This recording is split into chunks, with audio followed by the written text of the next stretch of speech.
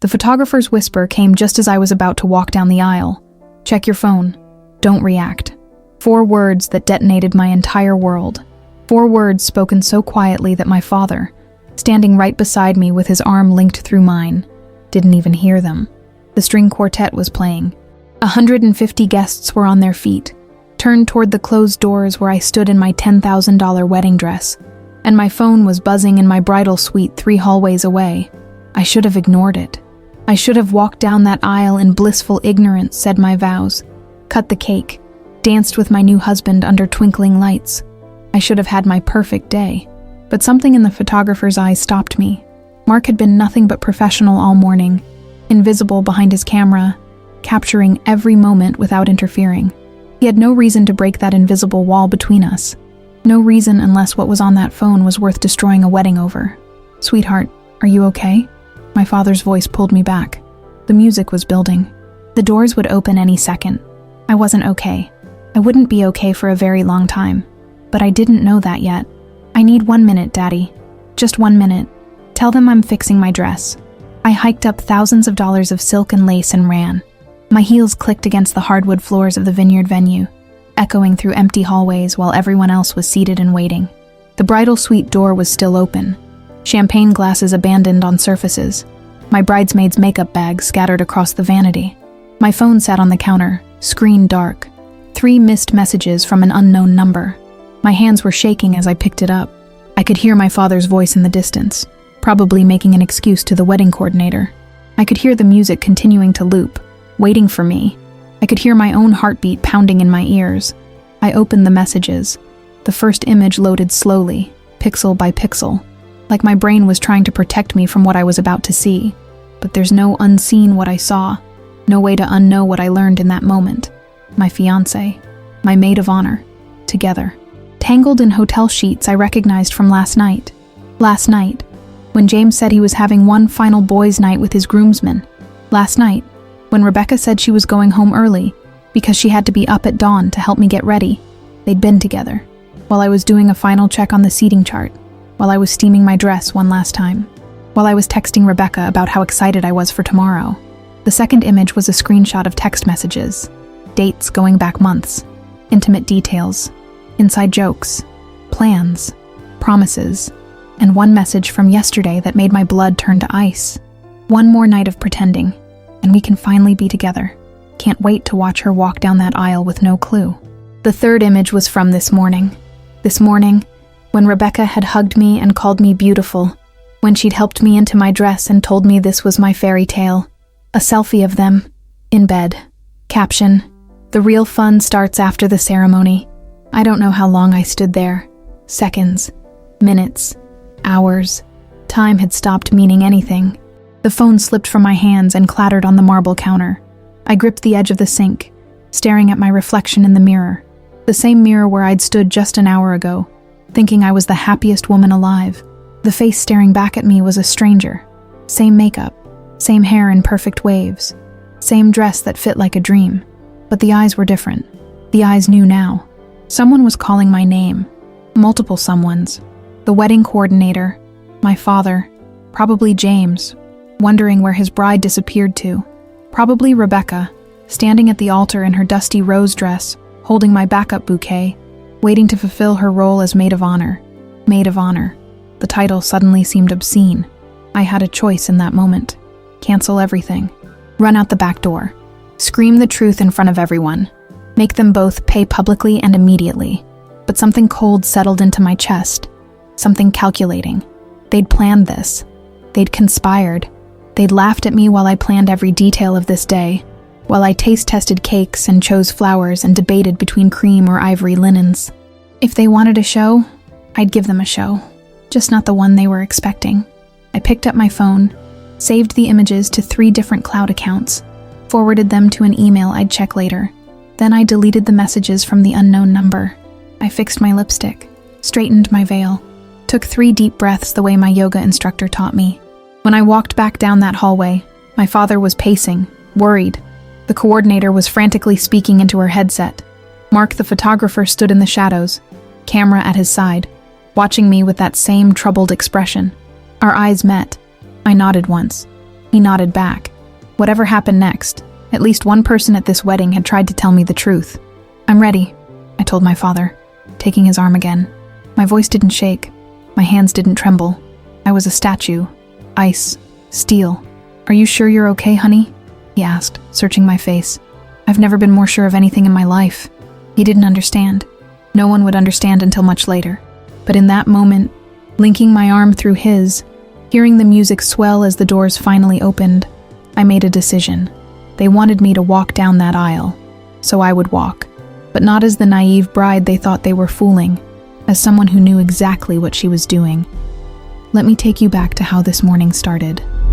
Before the whisper. Before the truth. Back when I still believed in fairy tales and happy endings. Back when I thought the two people standing at that altar waiting for me actually loved me. Back when I was still innocent enough to think that perfection was real. The day had begun 6 hours earlier, in that same bridal suite with champagne and laughter and hope. I'd arrived at Rosewood Vineyard at 7 in the morning, while the California sky was still painted in shades of pink and orange. The September air was crisp, carrying the scent of ripening grapes from the surrounding vines.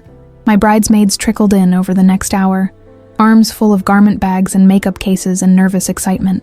Rebecca was the second to arrive, right after my mother. She'd let herself in with the spare key the venue had given her, balancing 2 trays of coffee from the artisan place we both loved. She'd remembered everyone's order. That was Rebecca, thoughtful, organized, the kind of friend who showed up. "The bride needs her caffeine," she'd said, handing me my oat milk latte with an extra shot. Big day ahead. If I close my eyes, I can still see her smile. Wide and genuine and so convincing. How long had she been practicing that smile? How many times had she looked me in the eye and lied? The hair and makeup team arrived at 8. For 3 hours, they transformed us. Soft waves and dewy skin and the perfect shade of pink on our lips. I'd sat in that chair scrolling through my phone, responding to last-minute texts from James. "Can't wait to see you at the end of that aisle. You're going to be the most beautiful bride. I'm the luckiest man alive." Each message, a knife I didn't know was being sharpened. Each word a lie I believed completely. My mother cried through the entire hair appointment. "Happy tears," she kept saying. Her baby girl was getting married. She'd dreamed of this day since I was born. She'd helped me choose the dress, the flowers, the venue. She'd held my hand through every decision, every moment of doubt, every time I wondered if James was really the one. "He's perfect for you, honey," she'd said more than once. "He treats you like a queen." Queens, I would learn, are often the last to know about the revolution. The dress came out of its garment bag at 10:30.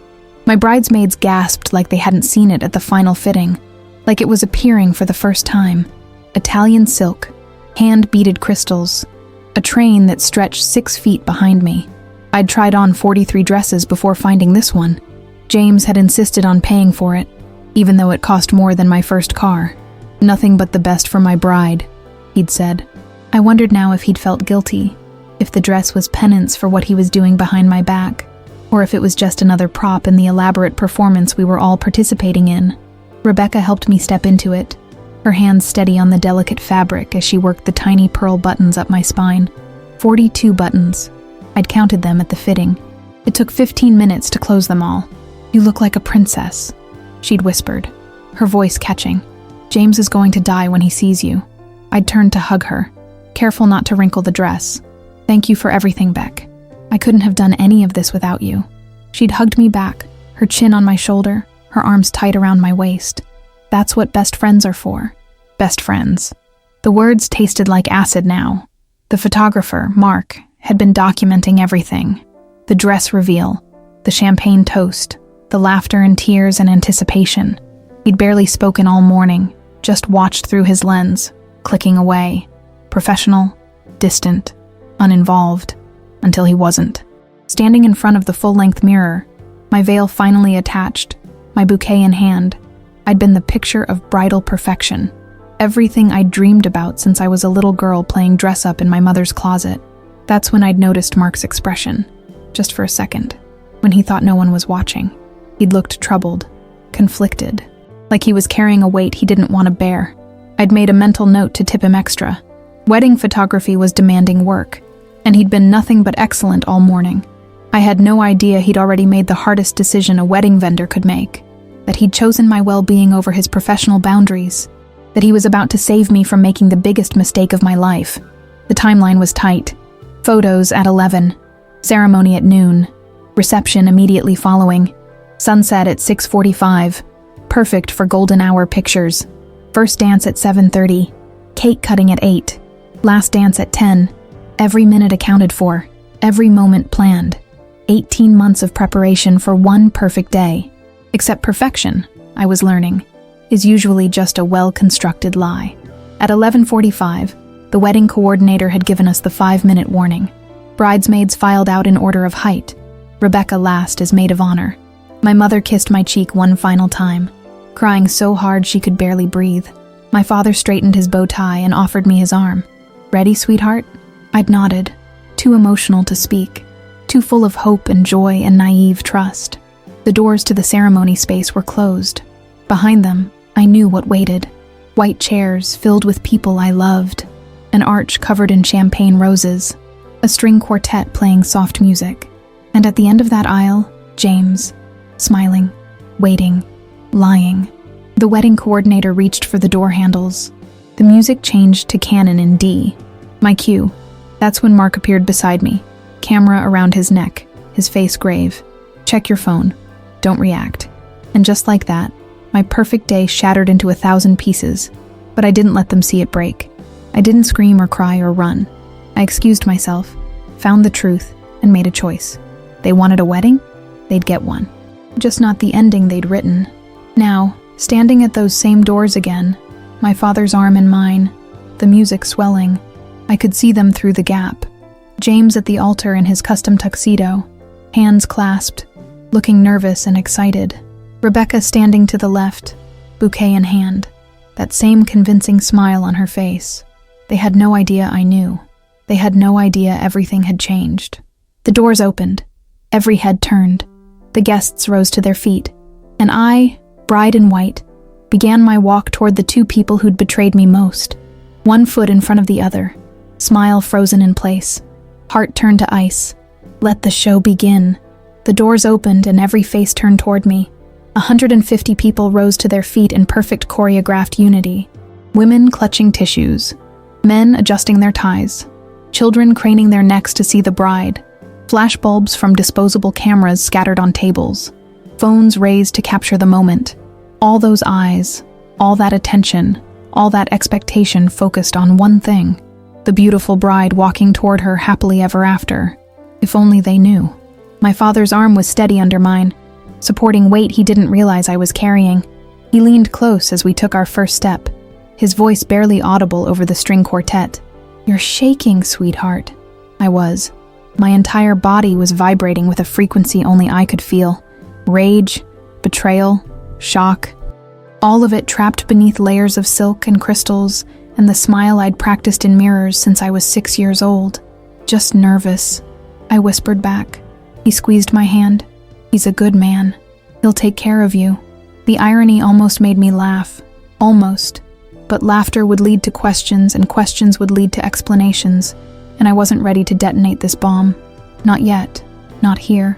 Not in front of Aunt Margaret, who'd flown in from Florida, or my college roommate Sarah, who was 7 months pregnant and couldn't handle stress, or James's grandmother, who had a pacemaker and a tendency toward dramatic reactions. So I kept walking, one foot in front of the other, left, right, left, right. A slow march toward the altar where my fiancé stood waiting. James looked exactly how I'd imagined he would on this day. Navy tuxedo perfectly tailored, hair styled just right, that one piece falling slightly over his forehead the way I loved. His hands clasped in front of him, fidgeting slightly. Nervous groom energy that would read as endearing in all the photos. His eyes met mine and his face transformed. Pure joy, wonder, love, or a masterful performance. I couldn't tell anymore. Maybe I never could. Beside him stood his groomsmen, his brother as best man, his college friends, his business partner, all of them smiling, all of them probably knowing. How many of them had covered for him? How many lies had they told on his behalf? How many times had someone almost slipped and revealed the truth? To the left of the altar stood my bridesmaids in their dusty rose dresses. 7 women I'd chosen carefully. My sister, my cousin, friends from work, friends from college, and Rebecca. She was crying, actual tears streaming down her face, ruining the makeup she'd spent an hour perfecting. Her hands clutched the backup bouquet so tightly I could see her knuckles going white even from 20 feet away. Method acting at its finest. Our eyes locked as I passed the 3rd row of chairs. She smiled at me through her tears. That radiant best friend smile I'd trusted for 8 years. I smiled back, and I made sure it reached my eyes. I made sure it looked genuine and grateful and full of love. I wanted her to remember this moment. Later, when everything fell apart, I wanted her to remember this exact smile and wonder if I'd known all along. I wanted it to haunt her. The aisle felt infinite. Past my mother in the front row, sobbing into my father's handkerchief. Past James's parents, his mother already reaching for tissues. Past faces I'd known my whole life, and faces I'd met once at the engagement party. Past Mark the photographer, positioned at the side aisle, camera raised but his finger not on the shutter button. Our eyes met for half a second. He gave the smallest nod. Acknowledgement. Solidarity. Respect for the choice I'd made. I nodded back, barely perceptible. Just enough. Thank you for the truth. Thank you for the warning. Thank you for giving me the power to decide. The string quartet swelled into the final chorus of Canon in D. The moment stretched and compressed simultaneously, both endless and over too quickly. My train whispered against the white carpet runner. Jasmine and eucalyptus perfumed the air from the arrangements on every chair end. September sunlight filtered through the vineyard leaves, creating patterns of light and shadow across everything. It should have been perfect. It would have been perfect.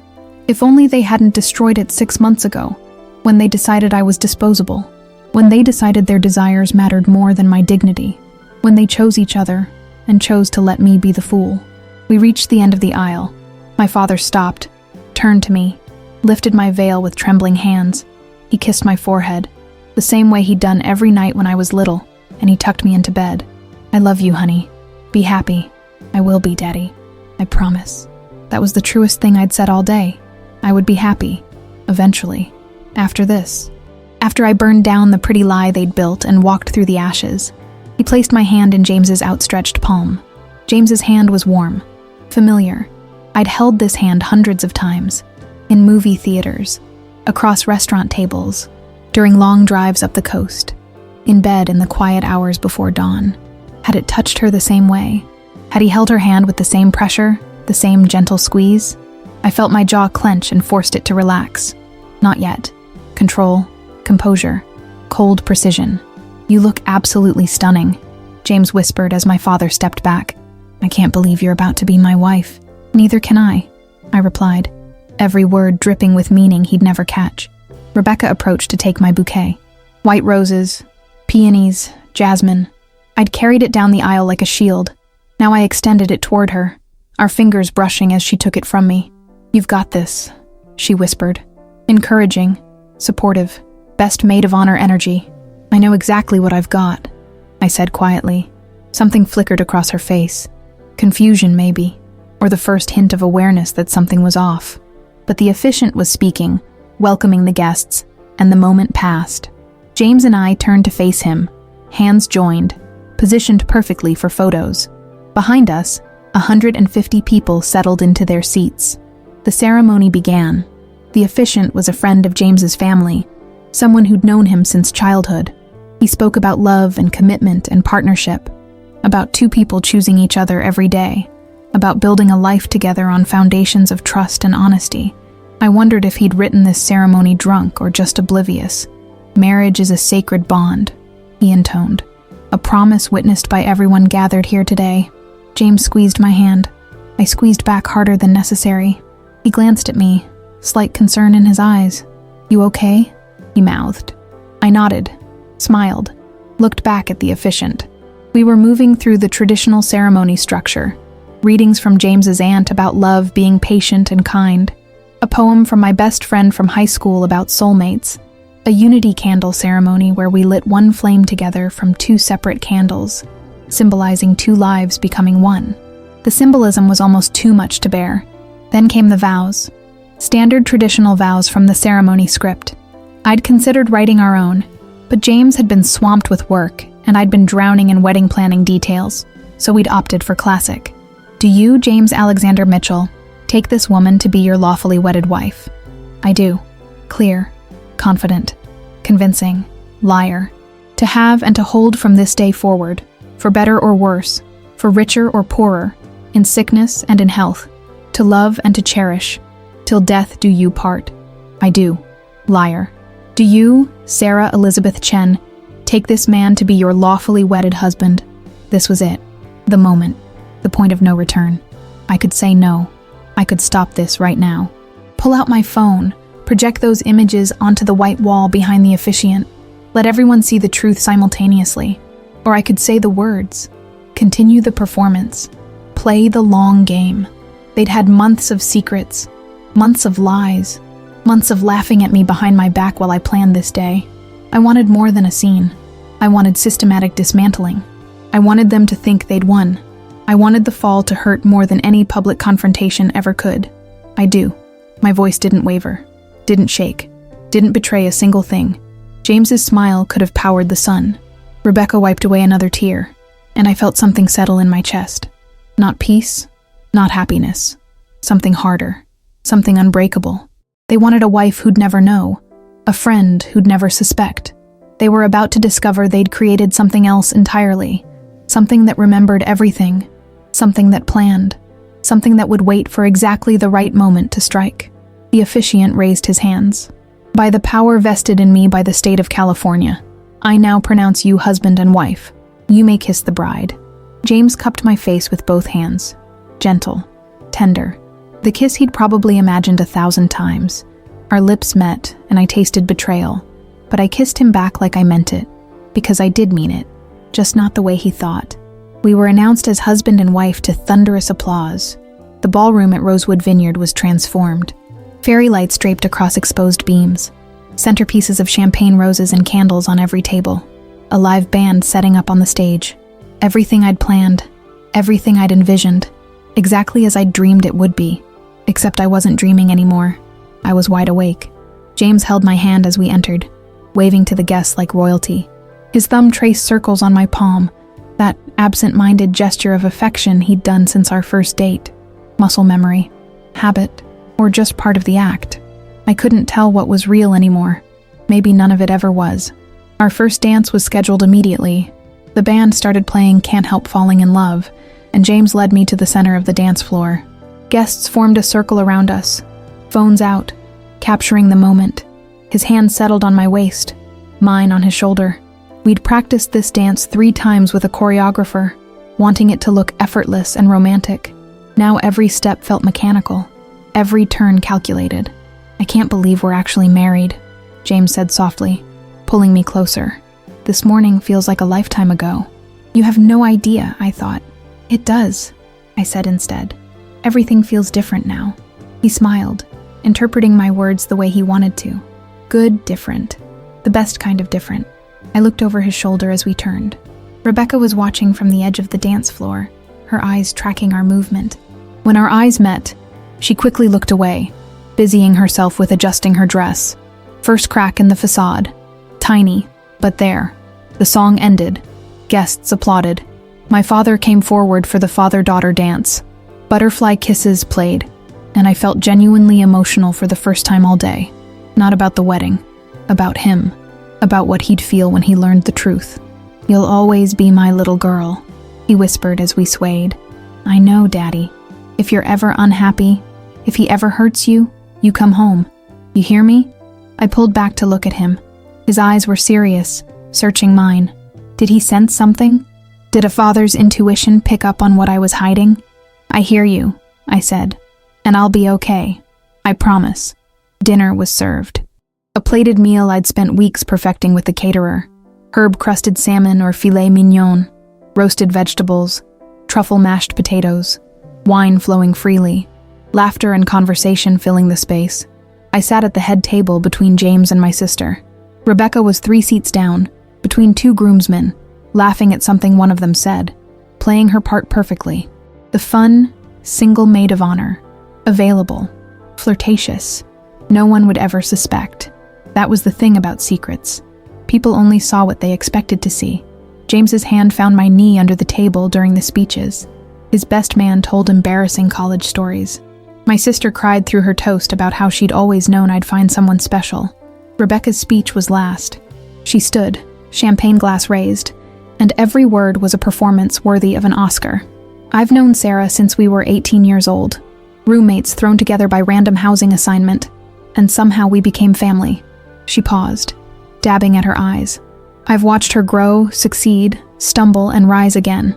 And when she met James, I saw something I'd never seen before. Complete happiness. My jaw clenched. James squeezed my knee, thinking I was emotional. They're perfect for each other, Rebecca continued. And I'm so honored to stand beside my best friend on the most important day of her life. To James and Sarah, may your love last forever. Glasses clinked. People cheered. James kissed my cheek. And I smiled at Rebecca across the table, raising my own glass in acknowledgement. Thank you, I mouthed. She nodded, smiling back. Relieved, maybe. Thinking she'd pulled it off. Thinking I was still the clueless bride who trusted everyone around her. But I'd stopped being that bride the moment I saw those photos. That version of me died in the bridal suite while Canon in D played, and my father waited in the hallway. This version of me was different. This version watched, waited, remembered everything. The cake cutting came next. A 4-tier masterpiece with sugar flowers cascading down the sides. We posed with the knife, hands overlapped. Flashbulbs exploded. James fed me a bite, gentle and sweet. I fed him one back, and the crowd cheered. Picture perfect, Instagram worthy, completely hollow. As the night continued, I excused myself to the restroom. Not because I needed to go, but because I needed a moment. Just one moment alone to breathe. The bathroom was empty. I locked myself in a stall and finally let my hands shake. Let my breath come quick and shallow. Let the mask slip for 60 seconds where no one could see. My phone buzzed. A text from an unknown number. You're stronger than you know. He doesn't deserve you. Mark, the photographer. Checking in, making sure I was okay. I typed back quickly. Thank you. For everything. 3 dots appeared. Then, document everything. You'll need it later. I stared at the message. He was right. Evidence. Protection. Proof. I deleted our conversation thread and walked back out to my reception. James was talking with his groomsmen, laughing about something. Rebecca was dancing with my cousin. The band was playing. Life continued like nothing was wrong, because to everyone else, nothing was. Only 3 people in this room knew the truth. Me, James, and Rebecca. And only one of us knew that I knew. I smiled, rejoined my husband, danced with guests, cut the cake, threw the bouquet. Rebecca caught it. Of course she did. Looks like you're next, someone shouted. She laughed, holding the flowers. Maybe someday. Our eyes met across the room, and for just a second, I let her see it. The knowledge, the awareness, the cold calculation behind my smile. Her expression faltered, just for a heartbeat. Then I turned away, leaving her to wonder if she'd imagined it.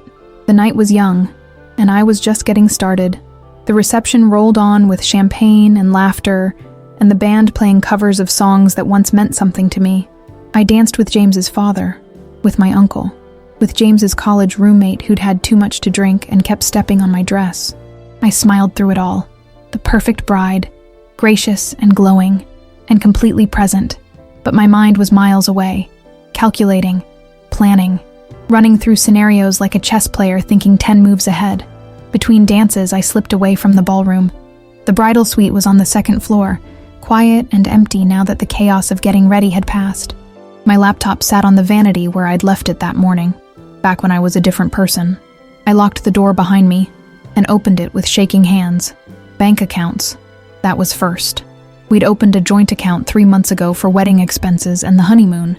$50,000 between us. My 30, his 20. I pulled up the login, transferred my $30,000 back to my personal account. It took 45 seconds. Next, the honeymoon.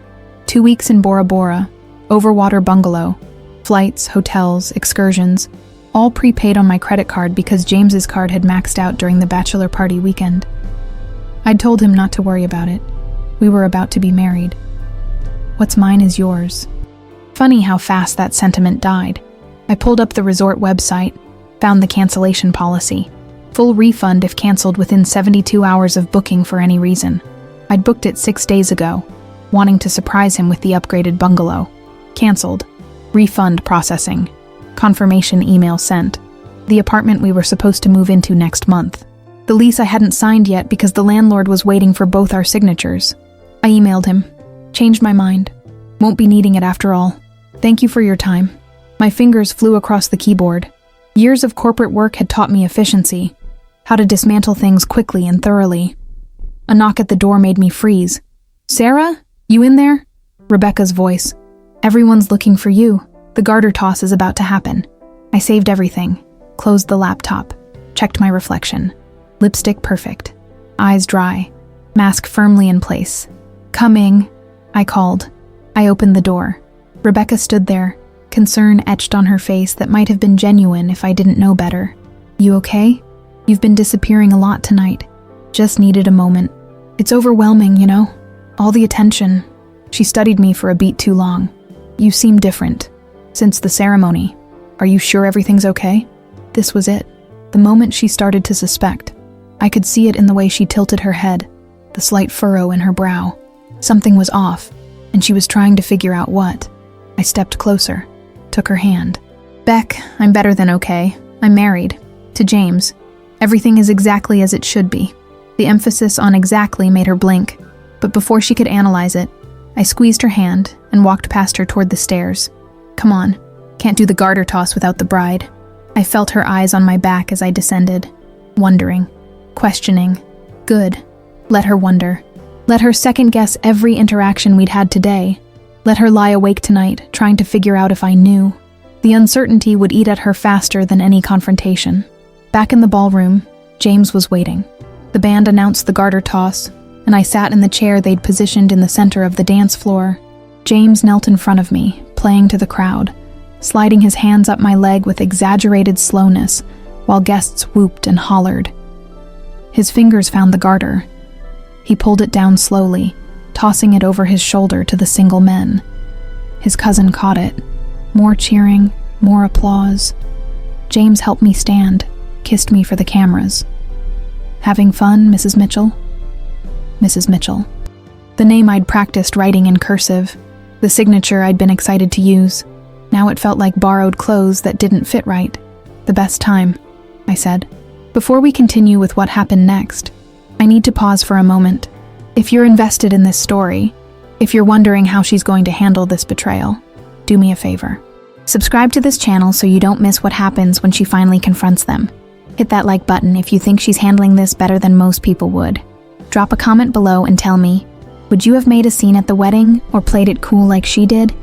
And share this video with someone who needs to hear a story about quiet strength. Because what happens next is going to be worth watching. Trust me. Now, back to the reception. The night was winding down. Guests were starting to leave, hugging us goodbye, congratulating us one more time. The band played their final set. The last dance was approaching. I'd requested a specific song weeks ago. At Last, by Etta James. A classic, romantic, perfect for ending the night. Now the irony was almost painful. James held me close as we swayed. His cologne, familiar and once comforting, now made my stomach turn. His heart beat against my cheek, steady and oblivious. Best day of my life, he murmured into my hair. Mine too, I lied. I'll never forget it. That part was true. I'd remember every second of this day. Every smile, every touch. Every lie wrapped in wedding vows and champagne toasts. I'd remember it all when I walked away. Rebecca appeared as the song ended, camera in hand. One last photo, the three of us, bride, groom, and maid of honor. She positioned herself on my other side, arm around my waist, James's arm around my shoulders. We smiled for her phone camera. 3 people, 2 secrets, 1 ticking time bomb. Perfect, Rebecca said, reviewing the photo. I'll send this to you. Please do, I said. I want to remember this exact moment. The look she gave me was pure confusion mixed with growing unease. The night ended. Rice thrown. Limo waiting. James and I climbed in, waving through the back window as it pulled away. Tomorrow was the brunch. Tomorrow everyone would gather again to celebrate. But tomorrow, everything would change. Tonight, I let James think he'd won. Tomorrow, he'd learn what losing really felt like. The honeymoon suite at the Grand Meridian was everything the brochure promised. Floor-to-ceiling windows overlooking the city, king-sized bed with rose petals scattered across white sheets, champagne on ice, candles flickering on every surface. A romantic paradise designed for newlyweds to start their lives together. Instead, it felt like a beautiful cage. James carried me over the threshold, tradition demanding the performance even now. He set me down gently, his hands lingering on my waist. "Finally alone," he said, that smile I used to love playing across his face. "Mrs. Mitchell."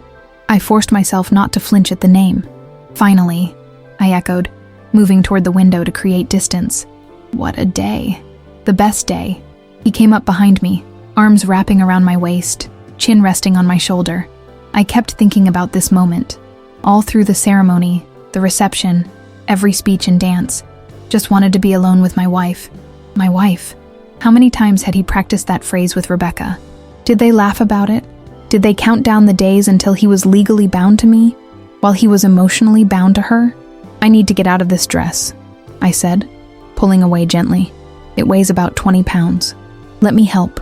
His fingers found the first pearl button at the top of my spine. 42 buttons.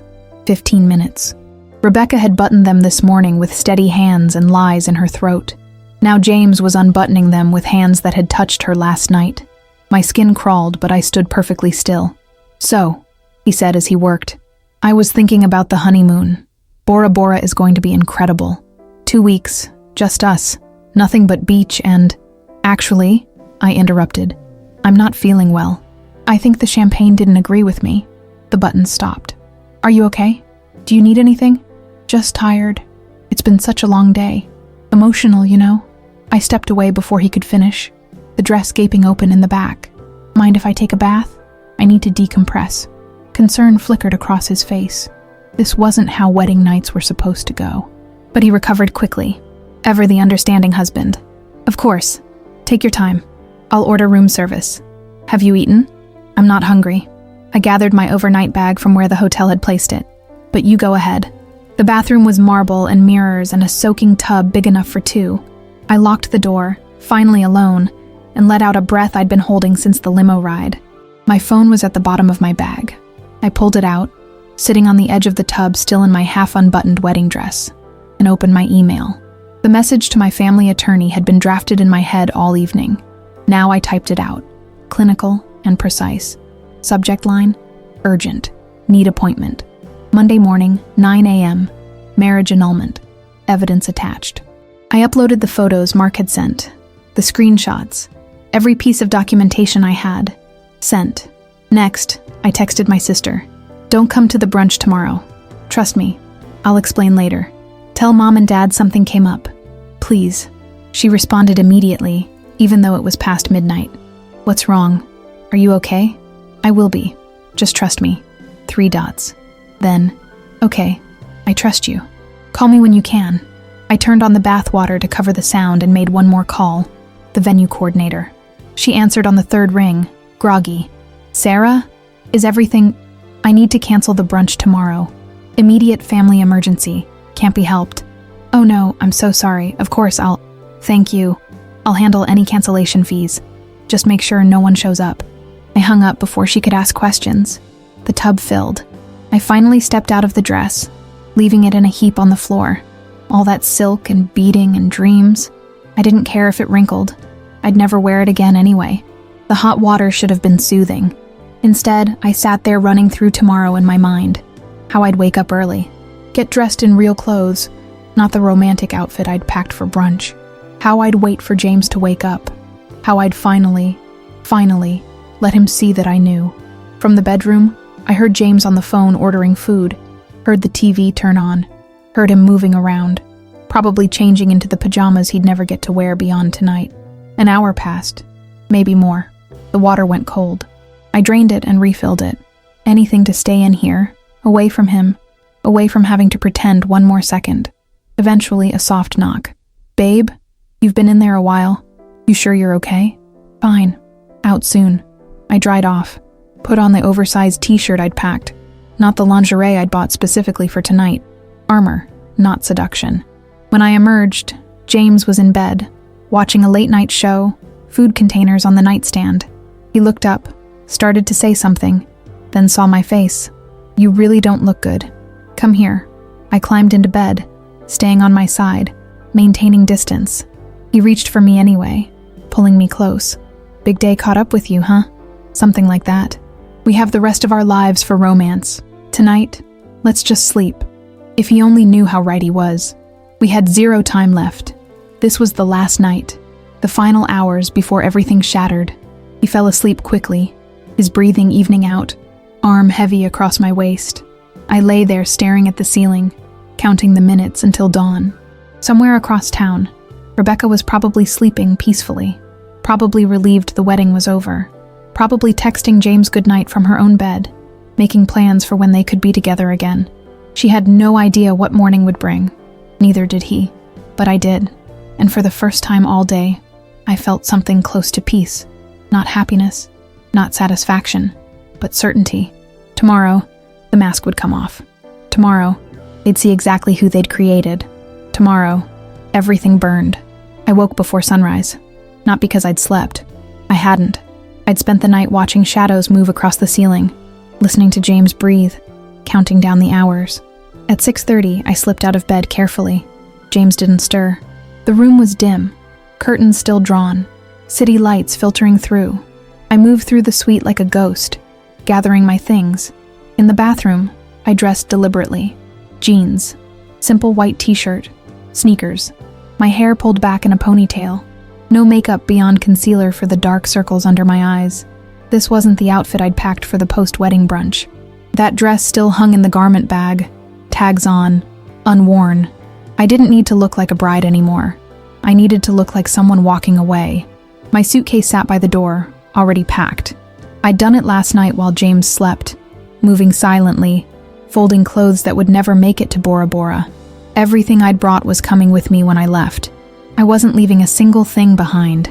James stirred around 7. I heard him shift, reach across the bed, finding empty space where I should have been. "Sarah?"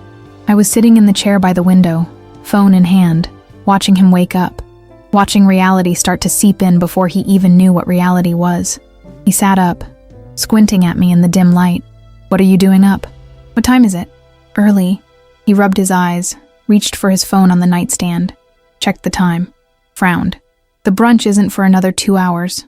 Come back to bed." "There is no brunch, James." That made him pause. "What do you mean?" "Of course there's..." "I canceled it. Last night. Called the venue coordinator and canceled everything." He stared at me, confusion giving way to concern. "Why would you do that? Everyone's expecting..." "I know what everyone's expecting." I stood, phone still in my hand. But I'm not playing along anymore. The confusion deepened. He swung his legs out of bed, suddenly alert. "Sarah, what's going on? You've been acting strange since yesterday. Are you sick? Did something happen?" I almost laughed. Did something happen? As if the betrayal was a singular event that just occurred, not a months-long conspiracy. "When did it start?" My voice was calm, clinical. "You and Rebecca. When did it actually start?" I watched the color drain from his face in real time, watched his mouth open and close without sound, watched him realize the performance was over. "I don't know what you're..." "Don't!" The word came out sharp. "Don't insult me by lying now. I know everything." He stood, hands raised like he was approaching a wild animal. "Sarah, listen. I think there's been some misunderstanding." I held up my phone, turned it toward him, let him see the photos on the screen.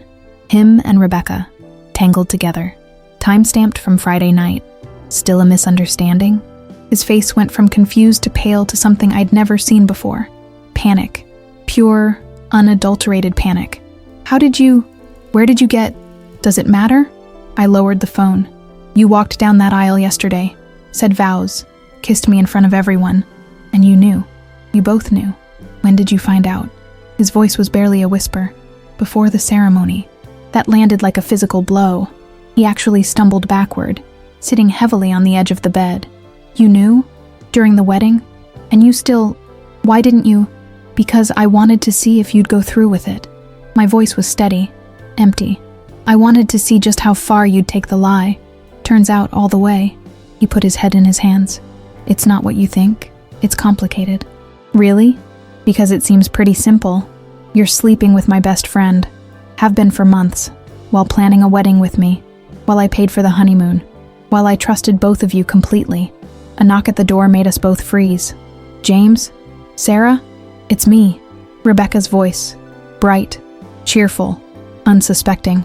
I brought coffee for the happy couple. Ready for brunch? She had a key card. The hotel had given her one yesterday so she could help me get ready if needed. She was using it now. The lock clicked. The door opened. Rebecca walked in carrying a tray with 3 coffees, wearing yoga pants and an oversized sweatshirt, hair in a messy bun. She looked like she always did on Sunday mornings. Comfortable. Casual. My best friend. She saw me first. Smiled. Good morning, Mrs. Mitchell. How was the wedding night? Then she saw my suitcase by the door, my jeans and sneakers, my face. Then she saw James on the bed, head in his hands, shoulders slumped. The coffee tray slipped from her fingers. 3 cups hit the carpet. Lids popped off. Dark liquid spread across expensive hotel carpeting, but none of us moved to clean it. What's going on? Her voice was small, already knowing, already realizing. She knows, James said without looking up. She knows everything. Rebecca's eyes met mine. I watched her try to figure out what to say, what lie to construct, what excuse to make. I watched her brain work through scenarios, looking for the one that would save her. Sarah, I can explain. No. I picked up my suitcase, slipped my purse over my shoulder. You really can't, because there's no explanation that makes this okay. No words that undo what you did. Please, just listen. I walked past her toward the door. She grabbed my arm and I stopped, looking down at her hand on me. The same hand that had helped me into my wedding dress. That had held my bouquet. That had hugged me and lied and lied and lied. Let go of me, Rebecca. We need to talk about this. Like adults. Like friends. I looked at her then. Really looked at her. We're not friends. We probably never were. Friends don't do this. It just happened. We didn't mean... It didn't just happen. You planned it. You chose it.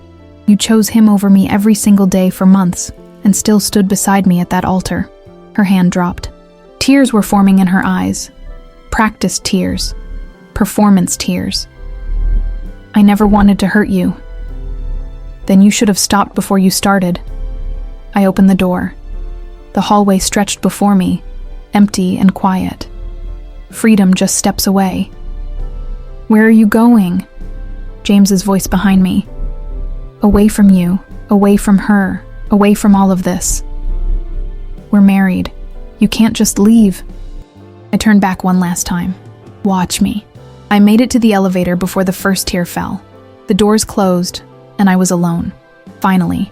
Completely alone. No audience. No performance. No mask to maintain. My knees buckled and I slid down the elevator wall, suitcase toppling beside me, and let myself break. Not for them. Not for the marriage that lasted less than 24 hours. But for the version of me who'd walked into that bridal suite yesterday morning believing in love and trust and friendship. She was gone, and I was grieving her. The elevator dinged. Lobby. I pulled myself together, wiped my face, stood up. An elderly couple waited to get on, took one look at me and gestured for me to go first. Rough night, dear? The woman asked gently. You could say that. Outside, the Sunday morning air was crisp and clean. The city was just waking up. I stood on the sidewalk with my suitcase, phone in hand, and realized I had nowhere to go. The apartment I'd been living in was already sublet. The new apartment was canceled. My parents' house was an hour away. I called my sister. She answered on the first ring. What's happening? Are you okay? Can you come get me? I'm at the Grand Meridian. I'll explain everything when you get here. On my way. Stay put. 20 minutes later, her car pulled up. She took one look at my face and didn't ask questions. Just popped the trunk, helped me load my suitcase, and drove. We made it 3 blocks before I told her everything. Every word tumbled out. The photographer's warning. The photos. Walking down the aisle knowing. The entire wedding performance. The confrontation this morning. She had to pull over because she was crying too hard to drive. I'm going to kill them, she said through tears. I'm going to actually kill them both. Get in line. Why didn't you tell me yesterday? I could have helped. I could have done something. There was nothing to do. It was my choice to make.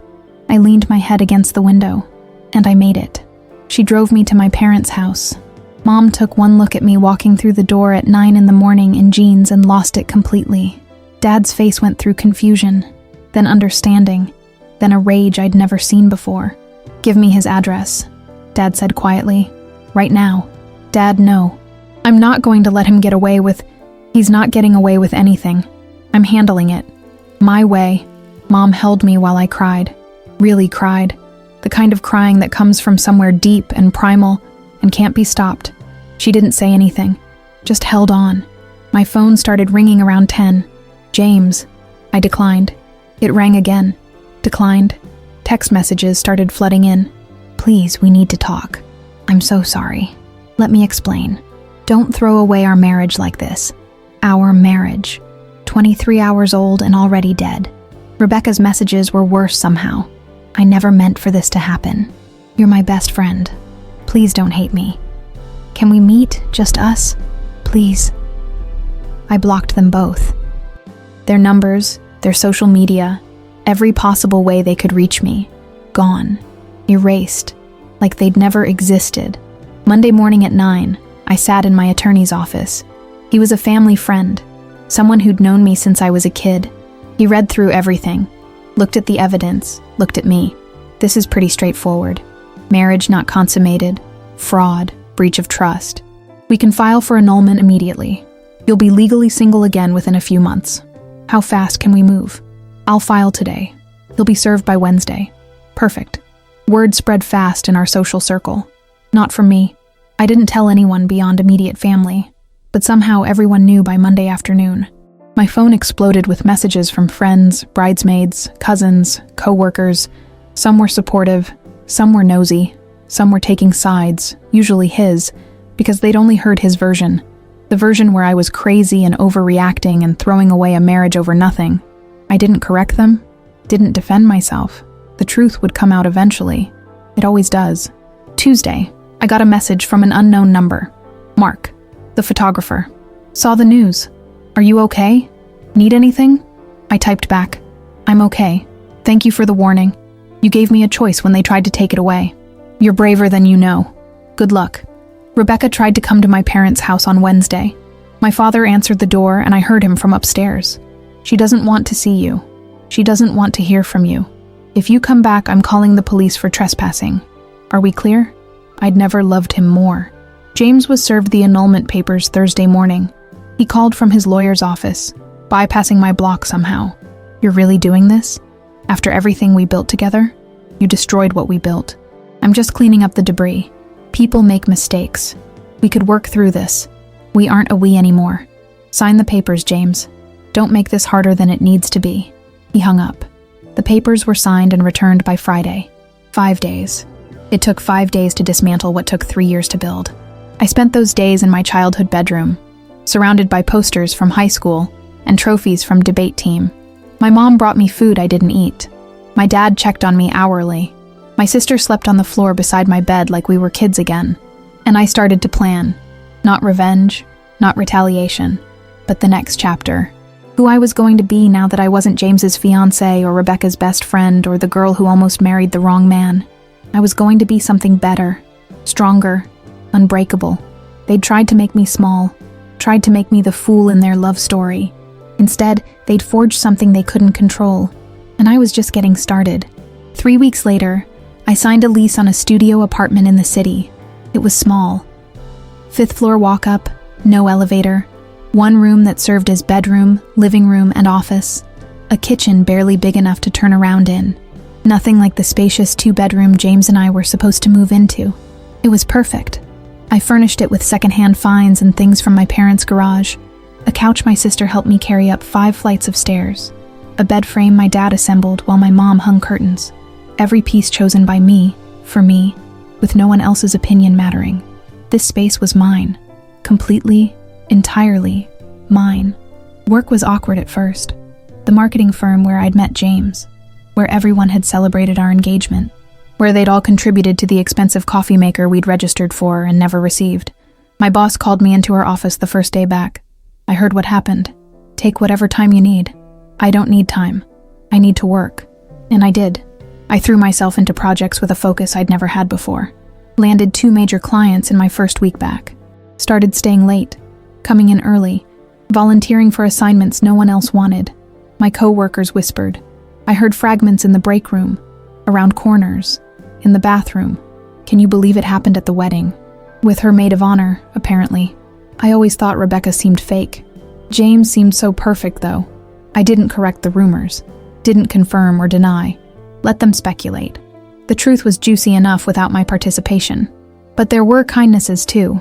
My cubicle mate left chocolate on my desk without comment. The receptionist always made sure I got the good coffee. Small gestures that said they saw me, they supported me, even if they didn't know what to say. The annulment was finalized 4 weeks after the wedding. I got the papers in the mail on a Tuesday. 28 days of marriage. Officially erased like it never happened. Except it did happen, and I was different because of it. I started therapy on Thursdays. My therapist, Dr. Martinez, was in her 60s with kind eyes and zero tolerance for self-pity. "You're not here to be coddled," she said in our first session. "You're here to process trauma and move forward. Those are 2 different things." "I'm not a victim," I said. "No, you're not.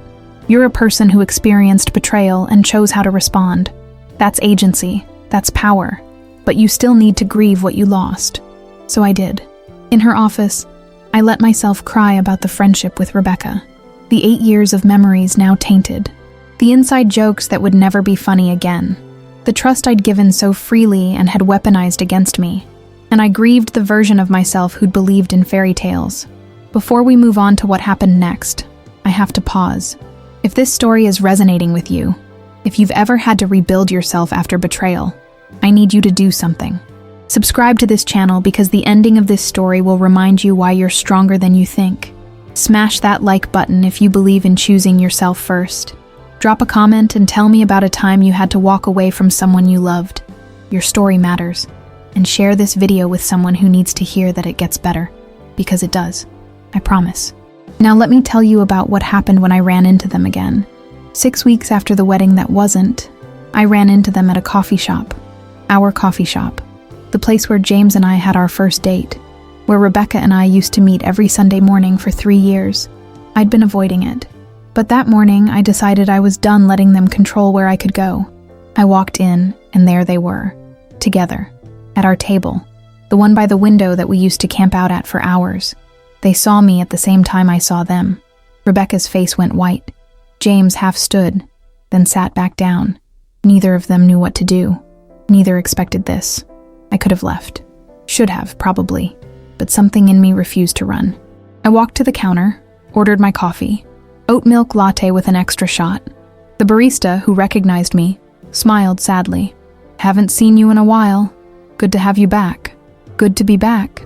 While I waited for my drink, I could feel their eyes on me, could sense their discomfort, their guilt, their desperate hope that I wouldn't make a scene. I wouldn't. I didn't need to. My coffee came up. I grabbed it, turned toward the door and walked right past their table. "Sarah, wait." Rebecca's voice. I stopped, looked at her, really looked at her for the first time since that morning in the hotel. She looked tired, older somehow. Her hair needed washing, dark circles under her eyes that makeup couldn't quite hide. James looked worse. He'd lost weight. His shirt was wrinkled. The confident businessman I'd known looked hollow. "Can we talk?" she asked quietly. "Please? Just 5 minutes?" I looked at James, at Rebecca, at their coffees sitting side by side on the table, at their hands, not touching but close. "No," I said simply. "I don't think we have anything to say to each other." "I miss you," Rebecca said, and her voice cracked. "I miss my friend. Your friend died the day you chose to betray her. I'm someone else now." I walked out into the morning sunshine, coffee in hand, and didn't look back. My hands were shaking. My heart was pounding, but I was smiling, because I'd seen them together and felt nothing. No anger, no jealousy, no longing for what we'd had. Just emptiness where they used to be. An emptiness, I was learning, wasn't a bad thing. It was space. Space to fill with better things. Better people. Better versions of myself. I was going to be okay. More than okay. I was going to be free.